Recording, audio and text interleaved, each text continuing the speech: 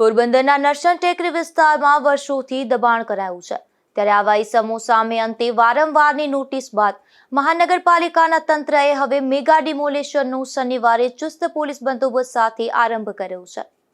પોરબંદરના નરસણ ટેકરી સાંઈબાબાના મંદિરની આજુબાજુના વિસ્તારમાં વરસાદી પાણીના નિકાલ માટે આવેલ કેનાલ અને પાણીના વહેણ ઉપર ઘણા લાંબા સમયથી ગેરકાયદેસર બાંધકામો ખડકાઈ ગયા હતા અને તેઓને વારંવાર નોટિસ આપવામાં આવી હોવા છતાં લોકોએ સ્વેચ્છાએ દબાણ દૂર કર્યા ન હતા।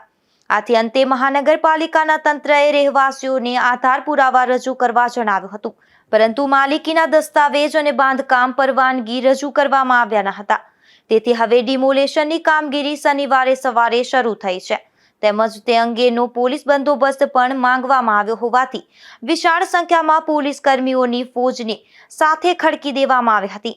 સ્થાનિક રહેવાસીઓએ વારંવાર આ મુદ્દે રાજકીય આગેવાનો સહિત તંત્રની મદદ માંગી હતી, પરંતુ તેઓની મદદે કોઈ આવ્યું નથી અને અંતે હવે તેઓને દૂર કરવાની કામગીરી થઈ ત્યારે આ વિસ્તારના લોકોની પરિસ્થિતિ વધુ વિકટ બની છે।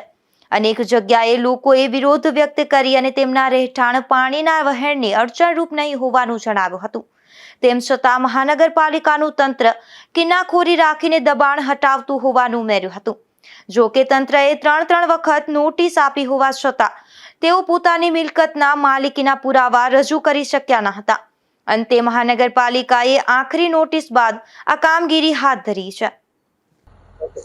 આજરોજ નરસણ ટેકરી પાસે સાંઈબાબા મંદિરની સામેનો જે વિસ્તાર છે ત્યાં રાજીવનગરનો જે પાણી ભરવાનો પ્રશ્ન હતો તેના અનુસંધાને અમે ડેમોલિશનની કાર્યવાહી હાથ ધરી છે।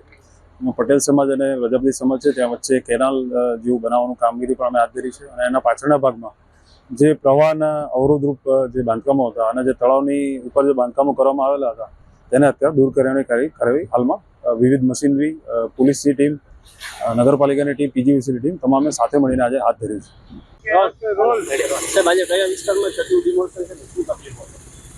આજે નરસણ ટેકરી પાસે જે વન સેન્ટરની સામેની સાઈડનો વિસ્તાર છે, પટેલ અને પ્રજાપતિ વિદ્યાર્થી ભવન, અને એની પાછળનો વિસ્તાર જે સાંઈબાબા વિસ્તાર તરીકે ઓળખાય છે, એ મુખ્યત્વે કુદરતી પાણીના વહેણના અવરોધરૂપ બનતો હતો અને ગયા વર્ષે પણ ત્યાં પાણી ભરાવાના પ્રશ્નો આના લીધે ઊભા થયા હતા। તો આજે મહાનગરપાલિકા, મહેસૂલી તંત્ર અને પોલીસ તંત્રની ટીમોએ કાયદાની પ્રોસિજર અનુસરીને આજે દબાણ દૂર કરવાની કામગીરી હાથ ધરી છે। અંદાજિત કેટલો વિસ્તાર હશે? અંદાજિત 301 મીટરની ઓપન ગટર ખુલ્લી કરી છે અને 30 જેટલા મકાનો, રહેણાંકના મકાનો પણ જે અવરોધરૂપ હતા એ આજે દૂર। કેટલા દિવસ સુધી કામગીરી ચાલશે? આજ સાંજ સુધીમાં કામગીરી પૂરી થઈ જશે। આજે સવારે 7 વાગ્યાથી કામગીરી આપણે શરૂ કરી દીધી છે। પાંચ હિટાચી મશીન અને બીજા સ્ટાફ સાથે વહેલી સવારથી જ આ કામગીરી શરૂ થઈ હતી, એટલે આજે કામગીરી સાંજ સુધી પૂરી થઈ જશે। જે માલિકીની જગ્યા અને ટ્રસ્ટની જગ્યા છે તે લોકોએ જે પેસ્ટમની કરી તોડવાનું ખોટ એની પાસેથી વસૂલ કરવામાં આવશે કે નહીં? હા, એ જે નિયમો મુજબ કામગીરી કરવાની થતી છે એ બધી થશે। સર, ગયા વર્ષે રાજીવનગર વિસ્તારમાં પાણી ભરાયું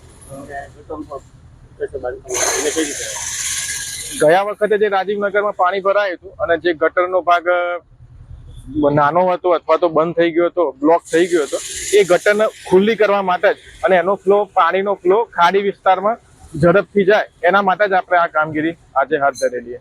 બોકીરા વિસ્તારમાં જે અધૂરું હતું ડિમોલિશનની પાસે ચાલુ નથી? સોરી, બોકીરા આવાસ યોજનામાં જે 5 વર્ષ ચાલુ સામેનો ભાગ છે ત્યાં જ્યારે ભાગ અટકાયું કામ ડિમોલિશનનું એ ચાલુ જ નથી। અચ્છા, બોખીરા વિસ્તારમાં જે કામગીરી આપણે સમય વચ્ચે આપે તો એ પ્રક્રિયા ચાલુ જ છે અને એને પણ સમયાંતરે એને હાથ ધરવામાં આવશે।